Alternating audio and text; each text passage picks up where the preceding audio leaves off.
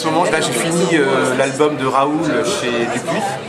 Il y avait un premier épisode qui est passé dans le Spirou il y a quelques temps. Ils ont passé tous les épisodes, c'est une histoire longue qui est passée pendant plusieurs mois sur Spirou. Et le bouquin va sortir en juin. Alors, Raoul, je reprends le personnage de La Belle et la Bête. C'est un peu une histoire d'aventure rigolote, quoi. Et donc, son but dans la vie, c'est de sauver des princesses pour avoir des bisous.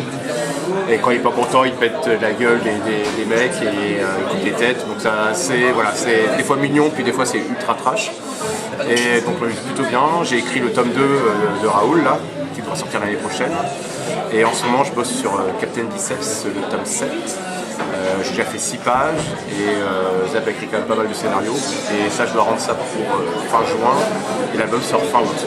C'était cool, on s'est revus ensemble avec Philippe, on a écrit, on a fait du ping-pong tous les deux.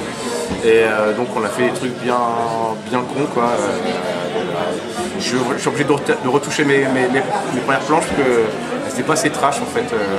J'ai dû me calmer à cause de Mickey, je pense, qui m'a calmé mon dessin. Pourtant j'ai fait une fable avec du poil qui est sorti en septembre où j'avais bien lâché les chevaux. Et là je me dis il faut que je remette un petit peu les chevaux en route pour remettre un peu plus de boyasse et tout ça, quoi. Donc, mais on s'éclate bien. Quand j'avais sorti le tome 1, l'éditeur Jacques Léna m'avait demandé quand est-ce que tu fais le tome 2. Moi j'étais plutôt partant. J'ai écrit un synopsis justement du tome 2. C'était une suite directe du tome 1. Je voulais refaire.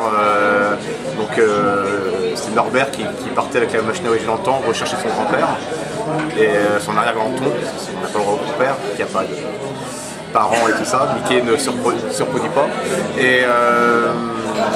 Et en fait ils ont sorti Mickey à travers les âges. Donc je me suis dit est-ce que ça fait pas un peu doublon. Là j'ai vu l'album, ce que je raconte c'est pas pareil. Donc peut-être. Mais c'est là pour l'instant je suis plutôt axé sur Raoul. Parce que Dupuis là ils sont à fond sur la série. Ils veulent vraiment faire pas mal de promos et tout. Enfin ils donnent les moyens donc c'est plutôt agréable. J'ai eu un très bon retour au niveau du magazine Spirou, les gens étaient plutôt contents de la série. Donc on va voir comment ça se passe. Voir c'est que Captain Biceps, parce que pareil, Léna commence à remettre les moyens pour faire de la com et tout, donc c'est agréable quand l'éditeur te suit.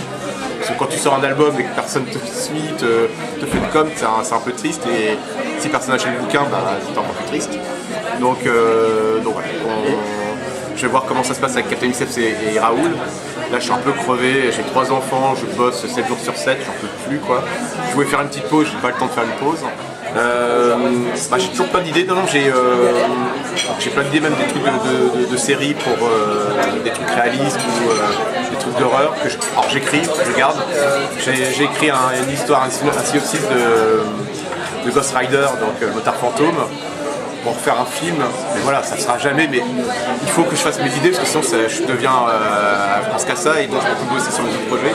Donc du coup j'écris, je garde ça en mémoire, puis voilà, si un jour je rencontre un mec de chez Marvel et qui va être sympa avec moi, voilà. Donc, mais voilà, j'ai plein d'idées de dessins animés, donc je garde en mémoire. Mais là j'ai pas du tout le temps, avec Raoul en plus, là je suis à fond sur la période du Moyen-Âge, avec des châteaux, des dragons, je fais des trucs de contes et avec de la fantasy. Donc là je m'éclate. Je refais du super-héros, c'était le truc que je voulais faire depuis l'âge de 10 ans. Donc voilà, je suis sur ces 2 projets qui sont vraiment bien. Mickey, j'adorerais en refaire un, je suis en dédicace, je dirais, c'est trop bien d'en refaire, j'ai des idées et tout, donc voilà.